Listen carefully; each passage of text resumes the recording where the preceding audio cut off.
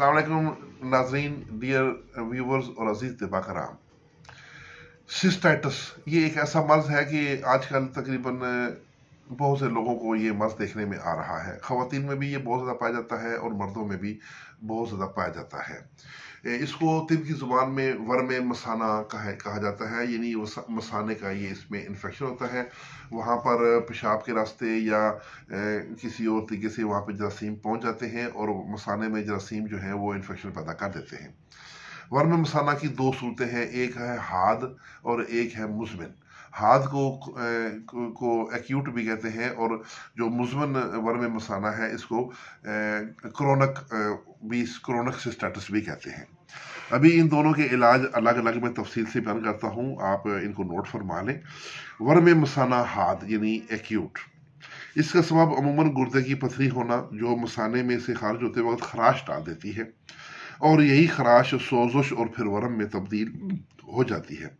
इसके अलावा खराश डालने वाली कुछ अद्विया हैं, जैसे कलमी शोरा का इस्तेमाल करना, तेलनी मक्खी का काट लेना या नौशादर का इस्तेमाल करना, कसरत शराब नोशी, कसरत गोश्त खोरी और तेज़ मिर्च मसाला का इस्तेमाल इसमें शामिल है।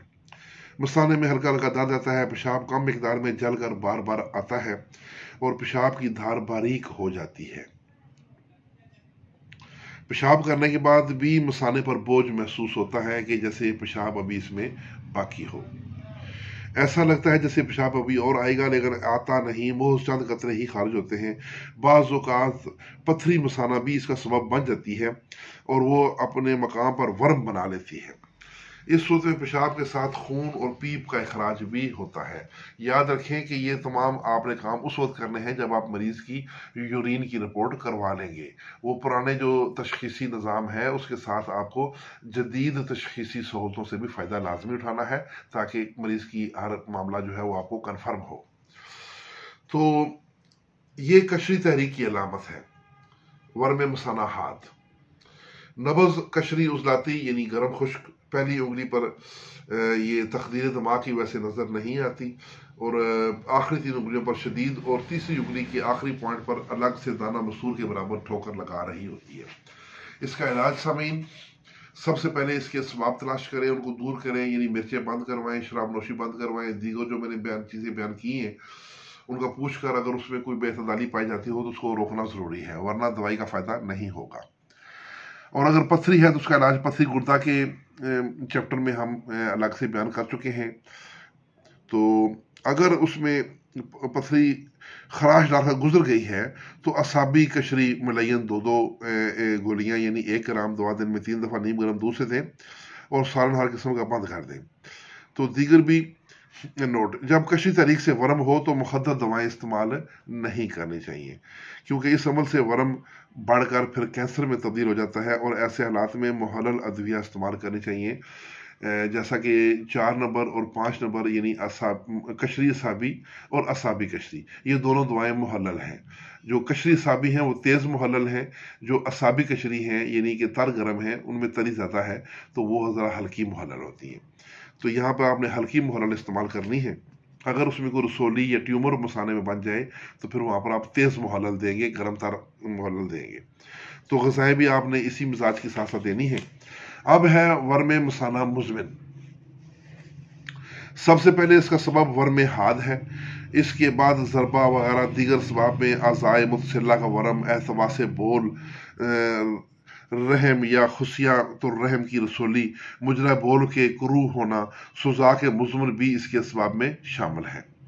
मसाना के मकाम पर दर्द और चुभन होती है, पेशाब सुर्खी माइल जर्द बवजह खून की शमूलियत के आता है, कभी कतरा कतरा कभी बिल्कुल ही रुक जाता है। जोर लगाने से चंद कतरे पीप और खून अमेज पेशाब के खारिज होते हैं, तेज़ बुखार रहता है। अगर वर्म बड़ा हो, अमाए मुस्तकीम पर दबाव डाले तो पखाना बंद हो जाता है, लेकिन बाज़ औक़ात पखाना की हाजत बार बार होती रहती है और अगर ज़्यादा जोर लगा दिया जाए तो खून और आव मिला थोड़ा सा पखाना आता है, मरीज़ कमज़ोर और नढाल हो जाता है। मसाना के साथ मुजरा बोल यानी पेशाब की जो नाली है उसमें भी सोजश और जलन पाई जाती है। अगर वर्म बहुत बड़ा हो तो गुद्दाए मुज़ी यानी प्रोस्टेट ग्लैंड पर भी दबाव डालकर पेशाब को रोक लेता है और उसमें दर्द होता है। یہ درد ران تک پہنچتا ہے اور مقد میں انگلی داخل کرنے سے درد میں اضافہ ہوتا ہے۔ پیشاب گاڑھا، پیپ اور خون ملا مشکل سے نکلتا ہے۔ پیشاب کرتے وقت درد کی شدت سے مریض پسینے سے شرابور ہو جاتا ہے۔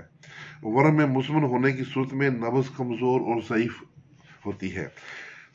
سامعین، اس کا علاج بابونا، بنفشہ، ختمی، خبازی، یہ سب ایک ایک تولہ لے کر ان کو 5 کلو پانی میں جوش دیں اور مزید اس میں پانی کا اضافہ کریں کہ نیم گرم ہو جائے، اور اس کو ایک ٹب میں ڈال کے پانی کو اس ٹب میں مریض کو اس میں بٹھائیں اور السی 5 تولہ 1 کلو پانی میں جوش دے کر پون لیں اور اس سے مثانہ میں پچکاری کریں۔ پچکاری ایک ٹیوب کے ذریعے کی جاتی ہے، جیسے انجیکشن ہوتا ہے، اور سائیکل کے جو ٹیوب کا وال ہوتا ہے وہ وال والی طرح نلکی ہوتی ہے جو انجیکشن کے آگے لگتی ہے۔ انجیکشن میں یہ دوائی ڈال کے وہ نلکی پیشاب کے سوراخ میں ڈال دی جاتی ہے اور اندر مثانے تک پہنچا کر اس میں یہ جو ہے دوا انجیکٹ کی جاتی ہے۔ لیکن دور جدید میں جراثیم سے پاک ہتھیاروں کو استعمال کرنے کے لیے اس قسم کی کٹ میڈیکل سٹور سے بنی بنائی مل جاتی ہے، جو کہ آپ اس کام کے لیے استعمال کر سکتے ہیں۔ جو میں نے وہ ٹیوب والا بتایا نا، وہ پرانے زمانے میں ہوتا تھا، آج کل اس کی پابندی ہے، تو کوشش کریں کہ میڈیکل سٹور سے اس کی کٹ لے لیں، تو وہ لے کے تو اس کے اندر انجیکٹ کریں تو، اور مثانہ میں پچکاری داخل کریں اور کم از کم مریض اسے 1 گھنٹہ تک مثانے کے اندر روک کے رکھے، پھر پیشاب کر دے۔ اعصابی قشری ملین اور اعصابی محاطی ملین، یعنی اعصابی قشری 5 نمبر ملین اور 6N، 5 ملین 5 اور 6N یعنی 6 ملین نیو والی، یہ دونوں برابر وزن ملا کر 4 گرام 3 گرام سے 4 گرام دوا دن میں 3 دفعہ کھانا کھانے کے بعد بہی دانہ اور بنفشہ کے کعوہ سے دینا ہے۔ اگر پتھری کا سبب ہو تو پتھری مثانہ کے علاج کے مطابق کریں گے، اگر سوزاک کی وجہ سے ہو تو سوزاک کے مطابق علاج کریں گے، اس کے مطابق علاج کریں، اور ورم مثانہ کے علاج میں خون اور پیپ سے گھبرا کر کبھی بھی حابس و قابض قسم کی یعنی خشک سرد دوائیں نہیں دینی، بلکہ محلل یعنی تر گرم اور تر سرد، محلل اور مسکن دوائیں دینی ہیں، اور اندمال کرنے والی ادویہ استعمال کرنی ہے۔ مثانہ کے اوپر ہلدی اور کیسٹرائل کا بیرونی جلد کے اوپر یعنی آپ نے یہ ضماد کرنا ہے، یہ بھی مؤثر ثابت ہوتا ہے۔ قبض نہ ہونے دیں اور اس کے لیے چھلکا اسپغول یا اسپغول کی دودھ میں کھیر بنا کے استعمال کرنی ہے۔ غذائیں بھی آپ نے ساتھ 5 اور 6 نمبر کی استعمال کروانی ہے۔ تو سامعین، یہ تھا ورم مثانہ سسٹیٹس، اس کی 2 صورتیں، حاد اور کرونک دونوں کا علاج۔ امید ہے کہ آپ اس کو بخوبی اچھی طرح سمجھ گئے ہوں گے۔ اس کے ساتھ اجازت، والسلام۔